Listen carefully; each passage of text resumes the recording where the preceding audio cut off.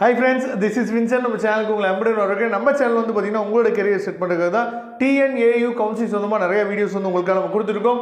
கண்டிப்பாக நம்ம சேனலை ஃபாலோ பண்ணுங்கள். மறக்காமல் உங்கள் ஃப்ரெண்ட்ஸுக்கு மேக்ஸிமம் நம்ம சேனலை பற்றி சொல்லுங்கள்.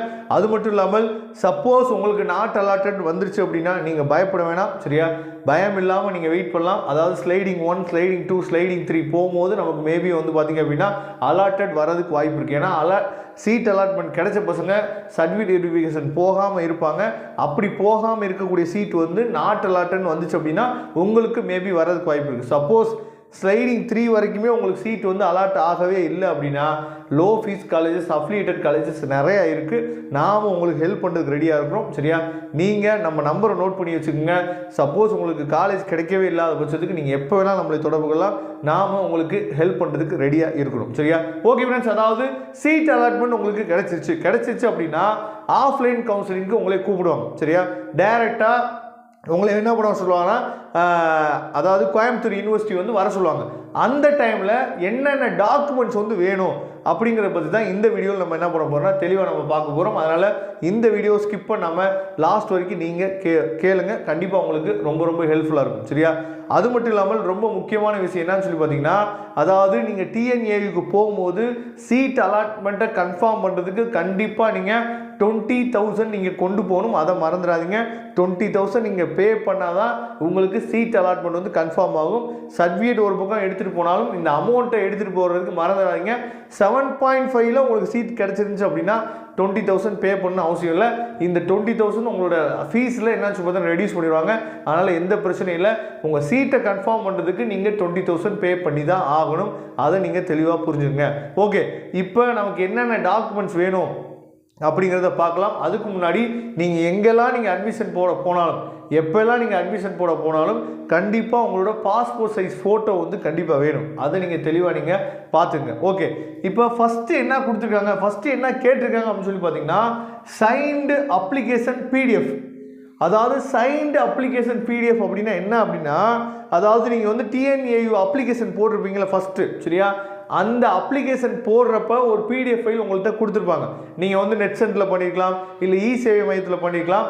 அந்த டைம் அப்ளிகேஷன் போடுற டைம் ஒரு பிரிண்ட் அவுட் எடுத்து உங்கள் கையில் கொடுத்துருப்பாங்க. அந்த பிரிண்ட் அவுட்டில் வந்து பார்த்தீங்க அப்படின்னா உங்கள் ஃபோட்டோ கீழே சிக்னேச்சர் இருக்கும். அந்த PDF ஃபைலை ஒரு பிரிண்ட் அவுட் எடுத்து கையில் வச்சுங்க. அதே மாதிரி PDF ஃபார்மேட்டு வச்சுங்க. அதை தான் சொல்லியிருக்காங்க. சரியா, தெளிவாக இருக்கும்னு நினைக்கிறேன். இதில் உங்களுக்கு டவுட் இருக்காதுன்னு நினைக்கிறேன். நெக்ஸ்ட் என்ன கொடுத்துருக்காங்க அப்படின்னா ஆதார் கார்டு. அதாவது உங்களோட ஃபோட்டோ ID ப்ரூஃப் வந்து கண்டிப்பாக வேணும். அதுக்கு ஆதார் கார்டு எப்பயுமே கையில் வச்சுங்க. எங்கே போனாலும் ஆதார் கார்டு எப்பயுமே இருக்கணும். இது எல்லாமே ஒரு செட்டு இல்லை 2 செட்டு ஜெராக்ஸ் வச்சுக்கோங்க. சரியா, அதுக்கப்புறம் 10th 11th 12th mark sheet, original mark sheet வந்து வேணும். இப்போ 12th வந்து பார்த்தீங்க அப்படின்னா உங்களுக்கு வந்து ஒரிஜினல் மார்க் ஷீட் வந்து மேக்ஸிமம் வந்து இருக்கிறதுக்கு வாய்ப்புகள் வந்து இல்லை.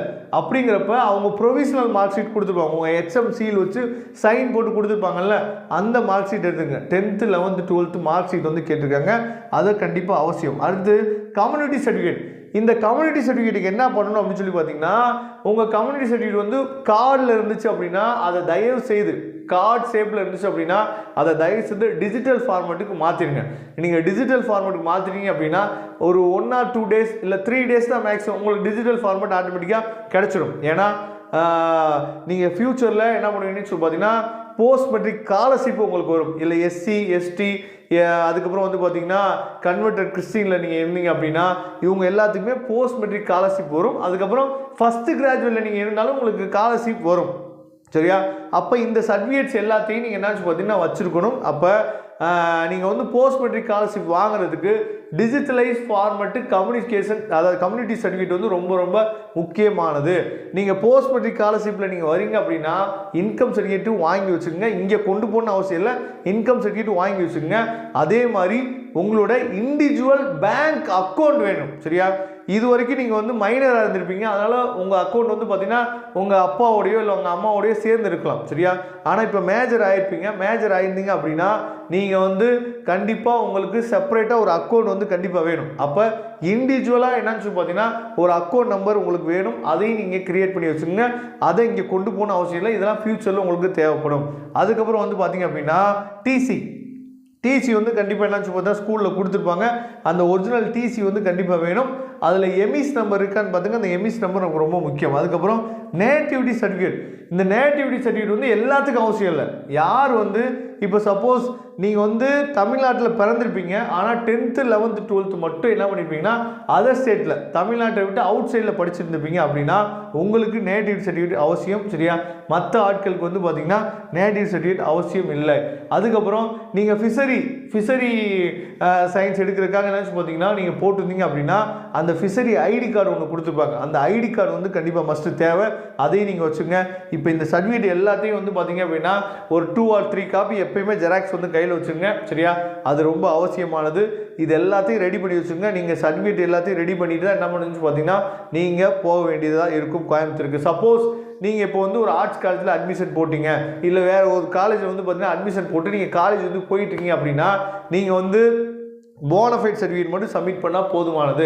நான் இந்த மாதிரி இந்த காலேஜில் படிச்சுட்டு இருக்கேன், எனக்கு வந்து சீட்டு நான் கன்ஃபார்ம் பண்ணிவிட்டு நான் என்னாச்சும் பார்த்தீங்கன்னா சர்டிஃபிகேட்ஸ்லாம் நான் வந்து சப்மிட் பண்ணிடுறேன் அப்படின்னு சொல்லி போனஃபைட் சர்டிஃபிகேட் நீங்கள் கொடுக்கலாம். போனஃபைட் சர்டிஃபிகேட் கொடுத்தா ஏற்றுக்குவாங்க. ஆனால் சீட்டை கன்ஃபார்ம் பண்ணிட்டீங்க அப்படின்னா நீங்கள் வந்து சேரணும். வந்து சேர்ந்தால் மட்டும்தான் உங்களுக்கு வந்து பார்த்தீங்கன்னா சீட் வந்து கன்ஃபார்ம் ஆகும். அதனால் சர்டிஃபிகேட் வெரிஃபிகேஷன் அப்போ உங்களால் சர்டிஃபிகேட் வாங்க முடியல அப்படின்னா சப்போஸ் நீங்கள் வந்து போனஃபைட் சர்டிஃபிகேட் கூட வாங்கிட்டு போகலாம்.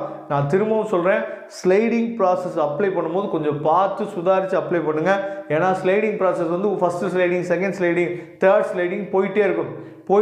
இருக்கிறப்ப உங்களால் அதை ஃபாலோ பண்ணவே முடியாது. அதனால் உங்களுக்கு கிடைக்கிற காலேஜை கன்ஃபார்ம் பண்ணிக்கிறது ரொம்பவே பெஸ்ட்டு. அதை தெளிவாக நீங்கள் பார்த்துங்க.